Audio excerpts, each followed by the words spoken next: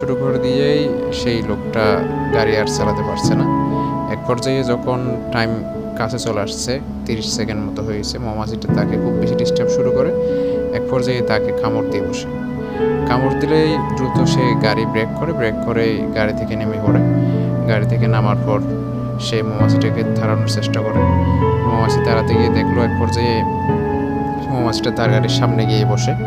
তখন সে তার পায়ের জুতা খুলে মৌমাছিটাকে মারতে যায়। মৌমাছিটাকে মারার জন্য যখনই তার পায়ের জুতা খুলে মৌমাছিটাকে মারবে এরকম অবস্থা হয়, তখন টাইম শেষ হওয়ার সাথে সাথেই গাড়িটা ফুটে যায়, গাড়িটা ব্লাস্ট হয়ে যায়। তখন তার দূরে থাকা শত্রুরা চিন্তা করলো, মানে তারা তো খুশি যে আমার শত্রু মারা গেছে, যে সে ফিনিশড হয়ে গেছে। কিন্তু পরক্ষণে দেখা গেল ওই ভদ্রলোক বেঁচে গেছে গাড়ি থেকে নেমে যাওয়ার কারণে। তাহলে আল্লাহ যদি কাউকে বাঁচাতে চায়, দুনিয়ার কেউ তাকে মারতে পারবে না।